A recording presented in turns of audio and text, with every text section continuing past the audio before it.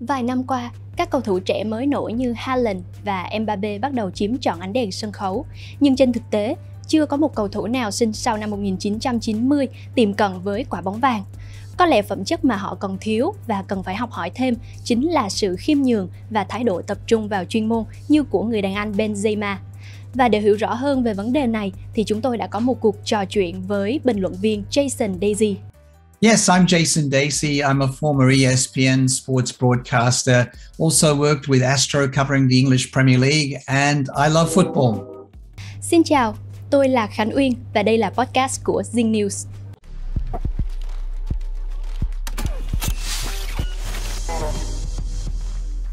Hello, Mr. Dasey. Thank you for taking your time, and we are very glad to have you today. And today we will talk more about Karim Benzema.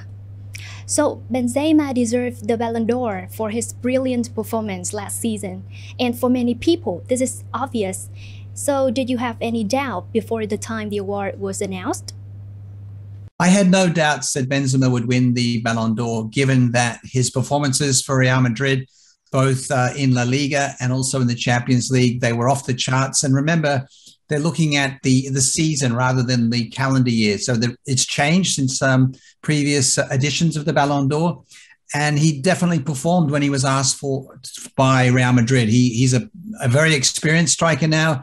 He's consistently performed for his club and his country. And I think he is thoroughly deserving of the Ballon d'Or this year. According to the statistic, Benzema is the oldest player after 66 years to win this noble title. And in the previous seasons, we had Lewandowski, who would have won if the award hadn't been cancelled due to COVID. Then Messi, Modric, and even Ronaldo. They all won the Ballon d'Or after the age of 30. So, do you think that experience is the most important factor in bringing a player to the top?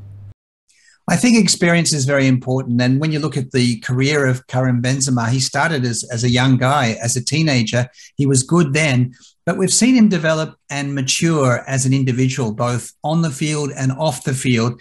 And I know that he now knows he has the leadership qualities, that he has to take the lead when he's playing and he has to score goals. And that's his role. He does it very well. And I think he can continue on for several more years, even though he's not the youngest guy that is playing in the top leagues of Europe. He still seems very strong. He hasn't lost much pace, but he's much wiser when it comes to scoring goals. He knows different ways of scoring goals, and he's proved it time and time again for Real Madrid and also for France. Thank you for your answer. And over the past few years, people keep talking about famous young stars like Mbappe or Haaland.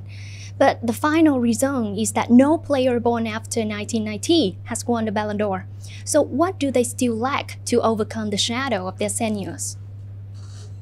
Well, they still have time. They are young. As you mentioned, Haaland and Mbappe are still very, very young, much younger than Benzema. But look at Cristiano Ronaldo. He was born in 1985, so he's 37 years of age. Messi's a bit younger, but he's still well into his mid-30s. So I think it's changed now that we are seeing players who are older and playing longer. Back in the day, if you were in the early 30s, it was quite old as a player. But we've seen now that being in the early 30s could mean you have 5, 6, even maybe 10 years to go.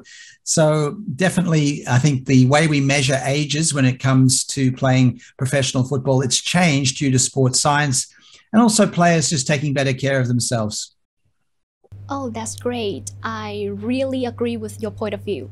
But last week, Haaland faded in the match against Liverpool, while Benzema shined with a ghost against Barca. And Mbappe too. He played brilliantly, but sometimes very poorly, especially in the Champions League. And looking at Benzema, do you think that maybe young players have to learn to speak up at important moments? Yeah, I think being a younger player, it's harder to have the consistency that you have as a mature player. I think when you're starting out, you know, people aren't so sure of your style and you can come under the radar a little bit. But as you get playing for a few years like Mbappe and Haaland, defenses start to work you out a bit more. So when you get to become a more mature player like Benzema, I guess you find out different ways to score. And it's, there's no secrets when you're playing against defenders. but you're at the top of your game because you have the maturity and you understand about unlocking defenses. So I think it's a great credit to someone like Karim Benzema that he is still playing and performing at the level he is after so many years. Okay, that is great. And now we will come back to the topic of Benzema. So during his career at Real, Benzema always devoted himself in silence and only focused on the pitch. And he accepted to play a supporting role for Ronaldo for nearly a decade. And he's humble and patiently waiting for his chance to shine. I'm just wondering, are these characteristics Mbappe needs to learn to elevate himself? Well, I think Mbappe needs to leave PSG to really test himself in better leagues. Playing for PSG in the French league, it's pretty easy for him. And when he steps out of that comfort zone, whether it's the Bundesliga, whether it's the English Premier League, whether it's Serie A, he can really measure just how good he is. So, Benzema's playing in La Liga, which is arguably the best league in Europe. He's playing with the European champions. So he hasn't hidden away and played in leagues where one team's dominating, whether you're playing in Scotland for Celtic or Rangers or whether you're playing in France with PSG. So I think it's very important that someone like Mbappe does leave PSG and test himself elsewhere, because he is a tremendous player and I think he could do it. But it'll be good for him to really stretch himself and test himself against different defenders. Mm-hmm. And this year, the Ballon d'Or shortlist has seen the decline of Messi and Ronaldo. Ronaldo only finished at the 20th place, while Messi was not even in the top 30. Has the Ronaldo-Messi dynasty officially ended? I think the dynasty of Ronaldo and Messi is finished. As we mentioned before, they're both in their mid to late 30s, so it can't go on forever.